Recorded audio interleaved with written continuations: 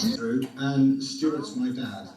I know he doesn't look old enough. I know he doesn't look old. It's scary actually because he's got a little bit more hair than me. But this isn't going to be a speech. I just literally wanted to hand you over to my dad. But just before we do, first thing I'd like to say is thank you to Martin for yesterday, because I understand the speech that he gave literally encapsulated everything. So thanks, Martin. Do appreciate it. And secondly, I'd like you to just raise your glasses to Stuart. It's his retirement day, and I guess you don't have too many of those in your life, do you? So, Dad, enjoy your retirement, and the very best of luck in everything that you do. And if you've got any spare time, there's a bit of painting that needs doing. All right? So, no, everybody, your good health, Dad.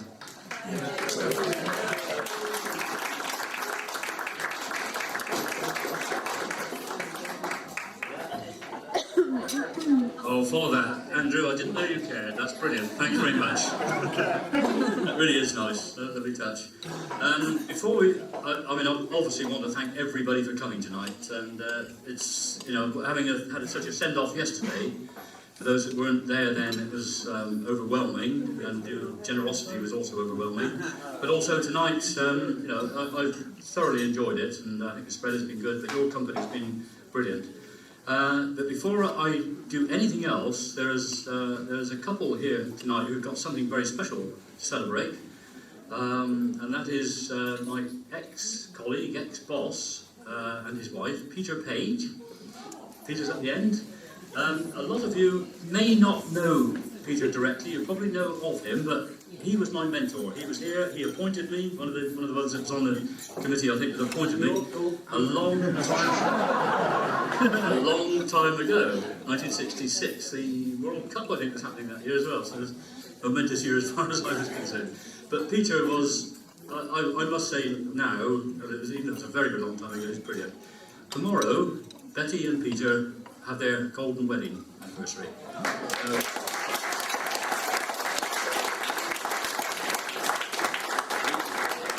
Everybody who's going by, who looks just the same now as when he was on. So, the time does good, and I'm so pleased you're able to come along. Thanks so much. I've got just a few things. I'm not going to bore you with a list of... sorry about the speaker. I'm not going to bore you with a list of things I've done. You don't want to know it. I'm not going to put it behind me, but if I can just read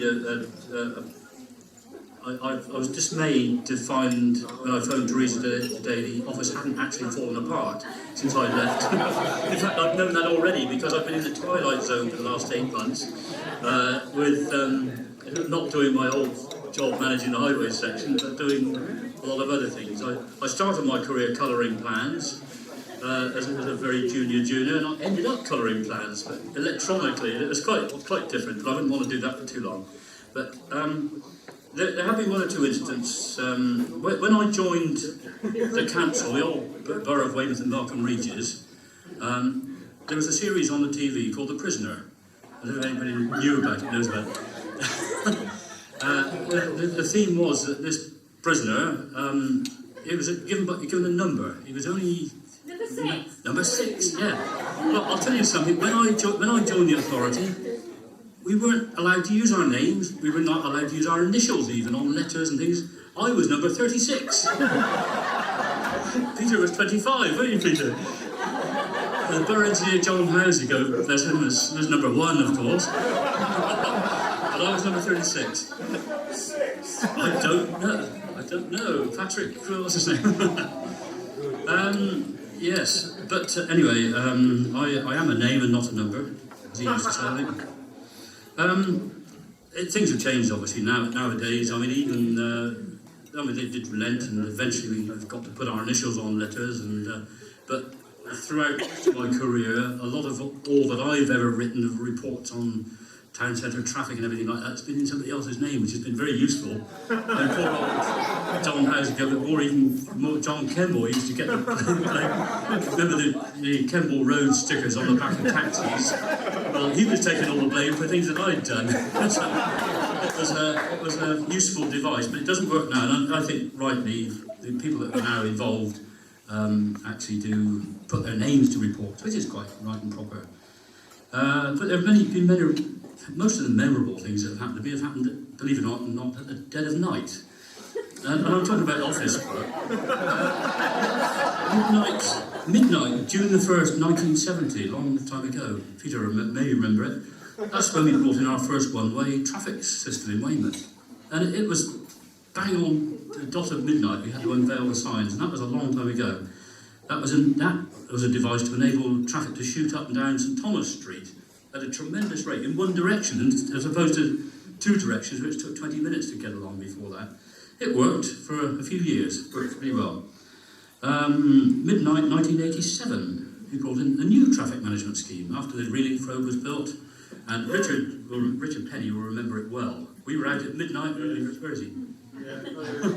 we were wandering around, weren't we? I was hoping desperately you got all your signs in the right position. You didn't have to worry, Stuart. I know I didn't have to worry. I had total confidence in you, Richard, as I've always done. But the most important thing that night was to uncover the signs in the right order. If we'd started at the wrong end of the street, knowing what taxi drivers are like, we'd have had a push. But uncovering, pulling off those things, it was a memorable night, 1987. But it worked. I mean, in spite of that's when the Echo invented their word chaos. They decided everything was chaotic after that. There was another midnight, 1973, it's a long time ago now, lifting in it seems old hat, because it's the Western Footbridge. An important part, when Western Bridge, we widened that, we didn't have enough room for pedestrians, so we had to design a footbridge. So over the night of, in 1973, I've forgotten the month now, we had one of the largest cranes in the country to lift in that thing. But things don't last forever. I mean, that Western Footbridge is redundant now, totally redundant. It was a vital piece of kit at the time. In 1987, I had the job of going to the magistrates' court and arguing for the closure of Western Bridge. And believe it or not, there were no objections, no serious objections. Not like afterwards. Let's open Western Bridge, it'll solve all Weymouth's traffic problems. But it was from that date, in 1987, that the old footbridge, only a few years before it designed, became redundant. What other nighttime things? Oh yeah, duty engineers, I mean snow. We don't get much snow, do we, Alan? There is some rain, of course, but when we do, it really tests the system, because the snow plough that we bought some years before, it all rusted up, just didn't work, and when you suddenly need it in an emergency, it's not there. We eventually did get one, and we had one on the back of on the front of a truck, only about, 3 years ago, when we had our last lot of fairly serious snow by our standards. And lo and behold, I was on duty that night, went down over New Road, and freezing cold. It was bright but clear and moonlit night, but freezing cold. The snow had just fallen. Radioed up for the snowplow, and the blooming thing caught fire. I sorted that one out, and the only person I saw going down, I had my yellow jacket on, but he didn't know who I was. He said, "Blooming council," he didn't say blooming, he said, "Council," he said, "About time over here sorting us out. It's actually getting up in the snow, stop all the traffic." I didn't like. I think as I walked past him, and he turned round, I had duty engineer on the back. He would have known that I'd probably not survived that trek down, but it's all things that one tends to think of as apart from the day-to-day stuff. I mean, ice and that's a more normal thing. But Alan's got that very nicely in hand. So if it's freeze up next year, you can blame Alan for. My fault. Yeah, and Toby, and yeah, that's right. Well, I say that, but once you retire, one of the certainties in life is you will get the blame for everything that goes wrong. Yes, people say, "Oh, it's starting today, Stuart." Not going on too much. Floods. I mean, I've actually found myself on site as Peter Rigby, who's here. I was very pleased to see. I found myself on site at every one of the Chisel flooding events since 1966. And on at least 2 occasions I was there half an hour before the police, and again people say, "Oh, the council will come and sort all this out."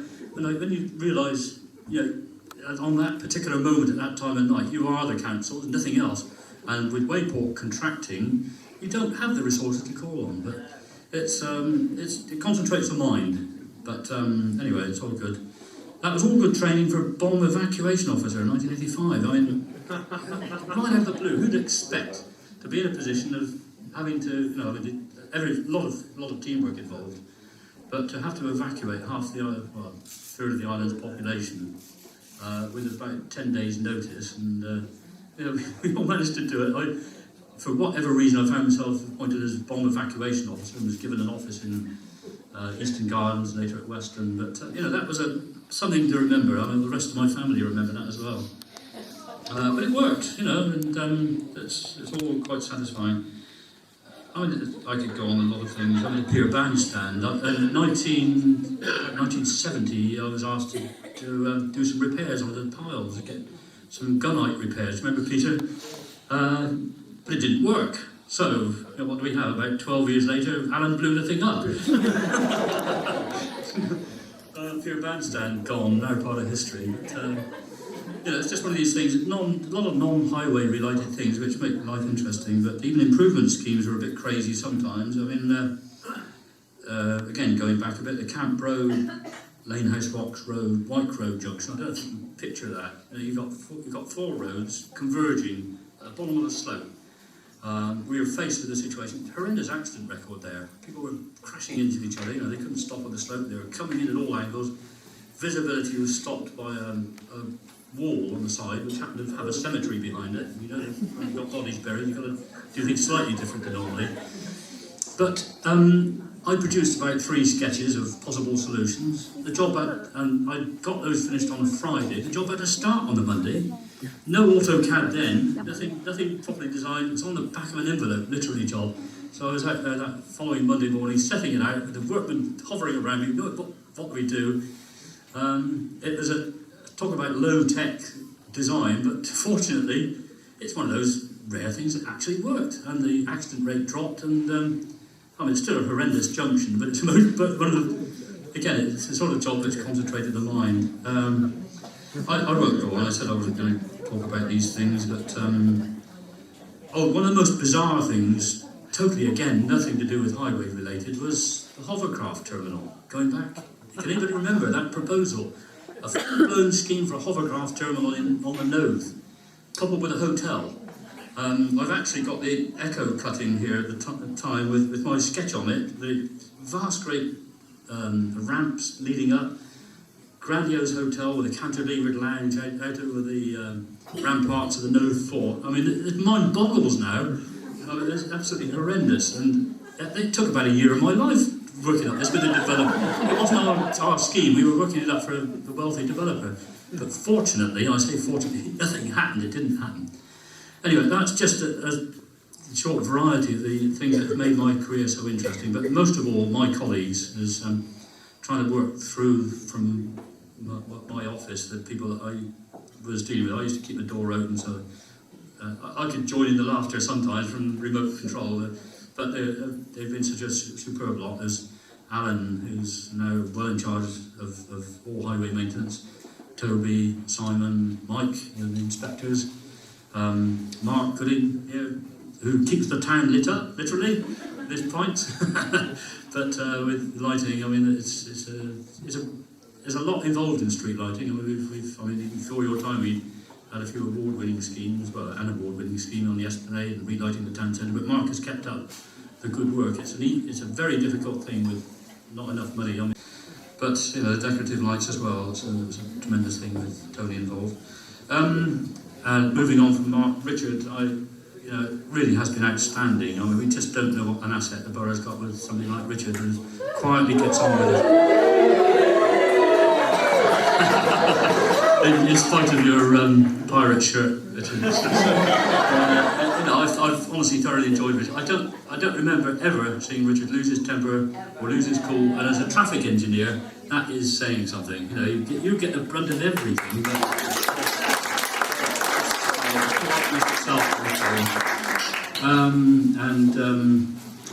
the next one, as I say, working in sequence in no other order. Dave Fletcher, Rights Away King, and now taking on the mantle of all private estate development. You know, it's horrendous. Anybody out? But thanks, Dave and Colin. You've design work has been Colin's forte, and really we owe so much with the AutoCAD and the skills that he's built up over the years. You know, we've got really county pioneering skills in the likes of Colin, and not to mention the others. Now, this is the end now, but I can't. Right. Just a few things. Teresa, where's Teresa? Oh, yeah.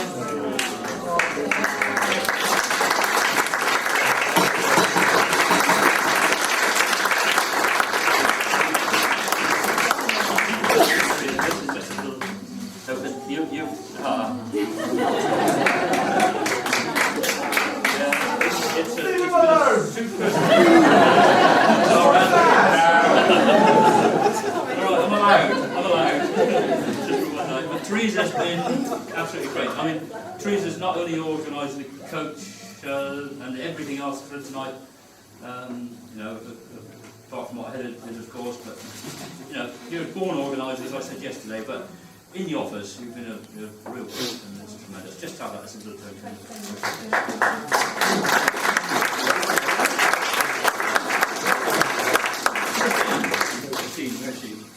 She's been stuck. No, is she still with us? Yes. Yeah. I can't see you. Oh, Steve.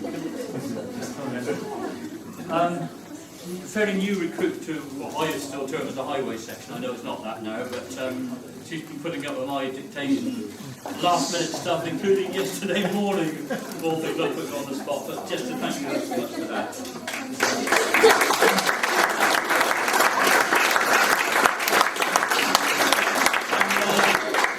Great character, Lynn.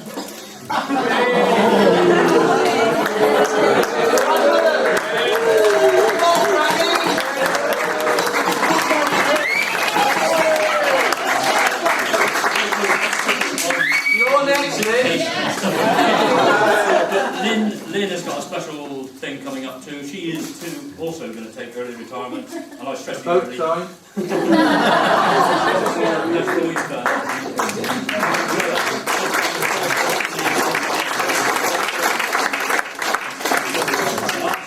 Not these Jane.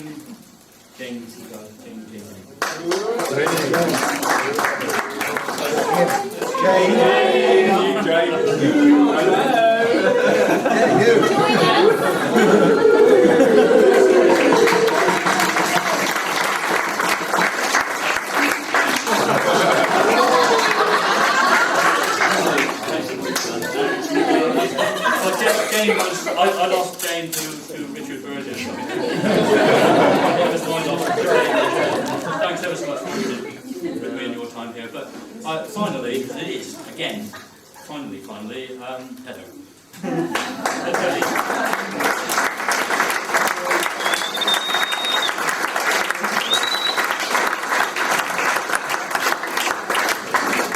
It is not much, but it is just a token for thinking of tonight and organising it.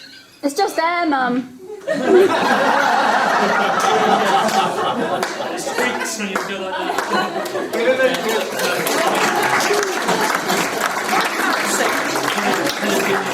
And so all my family, you know, Jessica, Stella and Andrew and the family, the grandchildren.